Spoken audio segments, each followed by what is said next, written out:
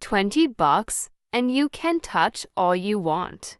Nah, I just like listening. Heard there's some spicy action here. They share a quick, deep exchange. This part wasn't cut short, it really was that brief. I don't do this for the money. But the man wasn't here for that. He was actually asking her about someone. Why are you so interested in him? Think carefully. Has anyone suspicious been hanging around lately? Yes, there was. If she sees him again, she'll recognize him for sure. But old Yu wasn't joking around. The girl he mentioned was found dead, just like the other two victims. Multiple stab wounds all over her body. But what's truly disturbing is that all the victims were sex workers. He was passionate about solving cases. He was the head of security at a state-owned factory. But really, it's about a particular time in history. A tale of a man obsessed with. His name was Yugawe. Yu as in leftover, Wei as in great, the other. So old Yu explained again, Yu as in unnecessary. That line hinted at the metaphor old Yu was. After serving time, old Yu started to see clearly. Blind to reality, burning with idealistic fervor. People's militia. Since when is that your turf? Though he was head of security, his department didn't generate any profit. He had a baton and cuffs and could arrest internal offenders. He lived in a gray area, always longing. I want public security, real police work. That's not realistic. Why not realistic? They smuggled those bearings. Just scan it and because he busted a parts theft scheme. Old Yu earned that he could supposedly spot the guilty just by watching them at the gate.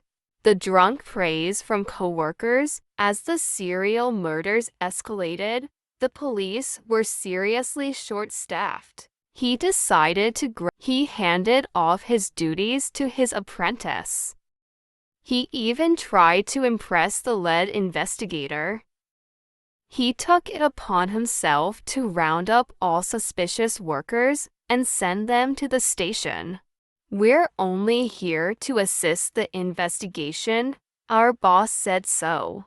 But old Yu still wouldn't give up, happily tagging behind Captain Zhang. Watch this part carefully. Does Duan Yihong's performance remind you of any of his films? Because of the delay, the coworkers on the other end started getting agitated. Why are we here and going back again? Old Yu managed to sneak a peek at case files and even So where was overheard she a crucial killed? detail from Knocked Captain out and Zhang. taken somewhere The victim else. was still. How'd they transport? There are plenty of ways. A bicycle. Captain Zhang was just making conversation. After all, he always called himself Zhang's apprentice, following the imagined route to the crime scene, trying to reconstruct the killer's actions. Get lost. His apprentice stared at him, confused. Don't look at me like that.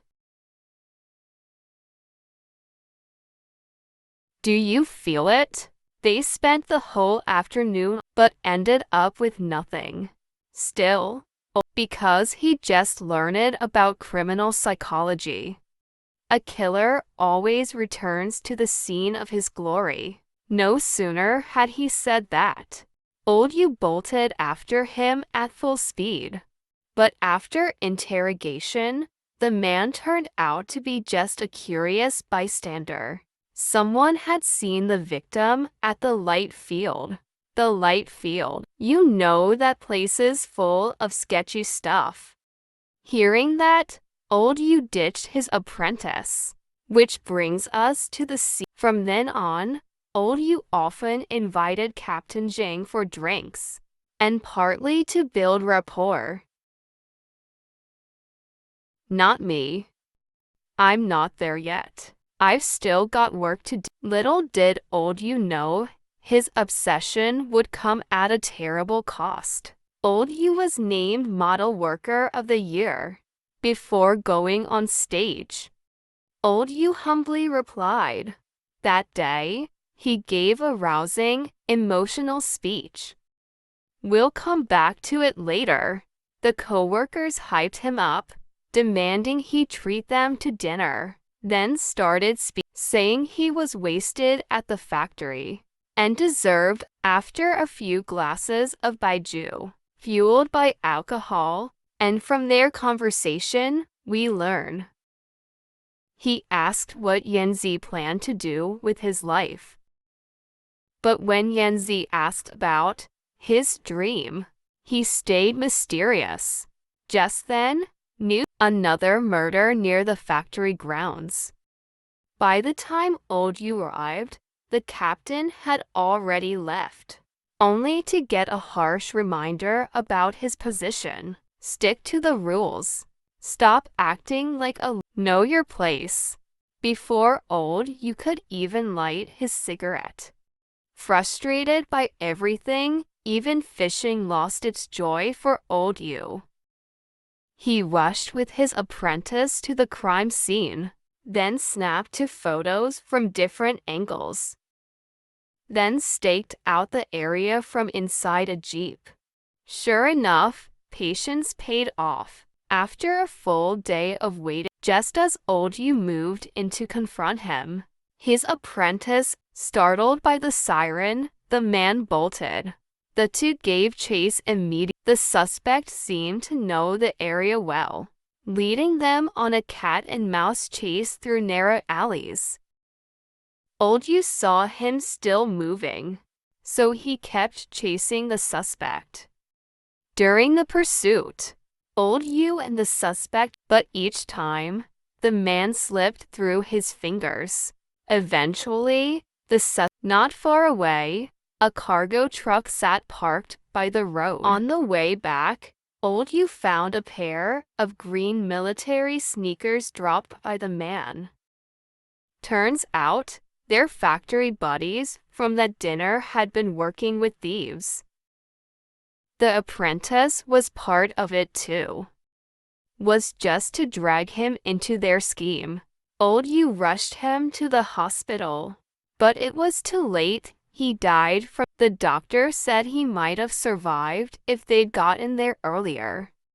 Yanzi said whenever he felt down, he'd come to this bridge and just stare into space. Old you just shook his head. Back at Yanzi's place again. The marks on his, but Yanzi didn't want to talk about it. Watching him put, a terrible thought flashed through old you's mind. Yanzi hesitated at first, and gave him the photo. Just then, there was a knock at the door. Turns out, Yanzi was a sex worker. The knock was the boss reminding him it was time for another client. He's coming. To help Yanzi escape that life, he wanted him to stop. That day, Yanzi was moved and genuinely happy.